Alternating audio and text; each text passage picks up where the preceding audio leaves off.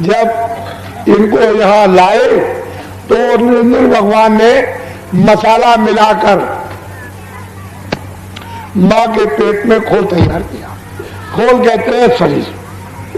जब 5 महीने का तैयार हो गया तो मेरी तरफ देखो, इधर देखो, माँ के पेट में दोनों आंखों के बीचों बीच ये दरमियान में जीवात्मा को यहाँ पर ला करके बैठा दिया।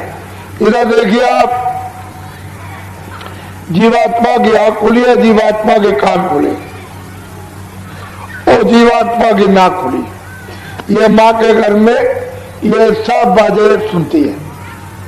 ये जीवात्मा घंटा भी सुनती, जितने बाजे बज रहे सब सुन रही और आंख से देखती। जब 9 महीने पूरे हुए और बच्चा घर से बाहर आया तो सतयुग जोगी सब विज्ञानी, सब बच्चे बच्चियां सब विज्ञानी और कर और ध्यान करे बैठा।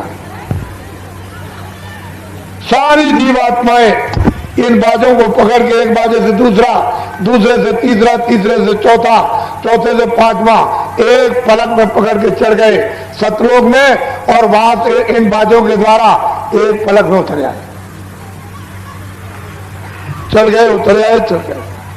दिन में कितने बार जाना, कितने बार आना, कोई पर्दा नहीं, कोई गंदगी नहीं, न पाप की, न पुण्य की, न अच्छे की, न बुरे की, न न्याय की, न अन्याय की, न सत्य की, न वेद, न कथे, न कुरान, न पुराण, कुछ नहीं। 1 लाख वर्ष की आयु थी इनकी। ये जो बैठे सब 1-1 लाख वर्ष की आयु आपको मिली थी। रोज आते थे, रोज आते थे और उस सत्पुरुष का रोज दर्शन दीदार करना, यानी निरंजन भगवान का, ब्रह्म का भी, पार ब्रह्म का भी, माँ का और गर्भकोश का भी ये दर्शन करते हुए और सीधे वो सत्पुरुष का दर्शन जो सच्चा अपना मतलब है कि बादशाह है, जो सच्चा पिता। वहां आना और जाना, आना और जाना। जब लाख वर्ष की आयु पूरी हुई तो ये सब जाने लगे सब। तो निरंजन भगवान ने सोचा कि मेरी तो मेहनत सब बेकार हो जाएगी, ये सब चले जाएंगे तो बेकार हो जाएगी। तो उन्होंने फौरन अपनी शक्तियां पैदा की और उनको जब जन्म दे दिया तो आदेश दे दिया कि चले जाओ घोर जंगल में तपस्या करो। तो ये लोग चले गए, 20,000 बरस तक तपस्या की। इनका नाम क्या है? ब्रह्मा विष्णु महादेव। जब ब्रह्मा ने समाधि लगाई तो उनको देववाणी सुनाई दी। निरंजन भगवान ने चारों वेद लिखो, बहुत पत्र पर जो मैं बोलूं सब लिखते जाओ। वो जो कुछ बोलते गए वो सब लिखते चले गए। तो 80,000 कर्मकांड, 16,000 उपासना कांड और 4,000 ज्ञान कांड, 1 लाख श्लोक है। पूरा विधान बना दिया। जब विधान बन गया तो उन्होंने आदेश दिया कि इन सब मनुष्यों को सुना दो कि पूरा पाप का, पुण्य का, अच्छे का, बुरे का, न्याय का, अन्याय का, लूले का, लंगड़े का, अमीर का, गरीब का, राजा का, रैयत का, 4 खानों का, 84 लक्ष्योनियों का और 9 स्वर्ग का और नरक का सब विधान बन गया। सबको आजादी दी जाती। जो कोई कर्म अच्छा बुरा पाप पुण्य करेगा सब अपना अपना सबको भोगना है।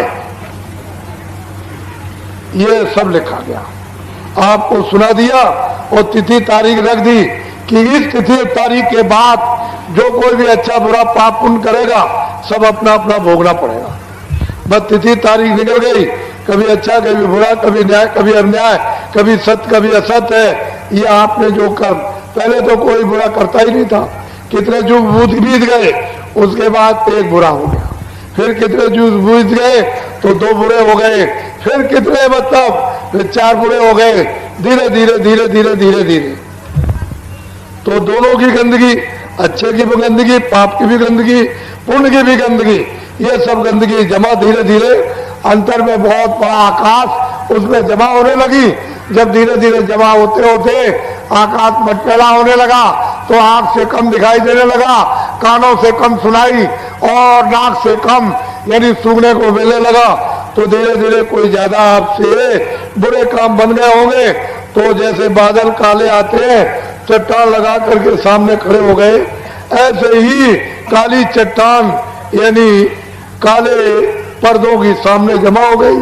तो आंख बंद हो गई, कान और नाक तो जीवात्मा एकदम अंधकार में गिर गई, तो आपका आधार छूट गया, नाम छूट गया, सब छूट गया, बाजे छूट गए, देववाणी छूट गई, आसमानी आवाज छूट गई, कलमा छूट गया, अंधकार में गिर गए। बस अब आप रास्ता जंगल में यानी भटक गए, तो अच्छा करो, पाप करो, पुण्य करो, बस यहीं पर फिर मतलब है 4 खानों में 84 योनियों में फिर कभी मनुष्य शरीर मिला तो फिर पाप किया, पुण्य किया, फिर इसमें फिर 4 खानों में चले।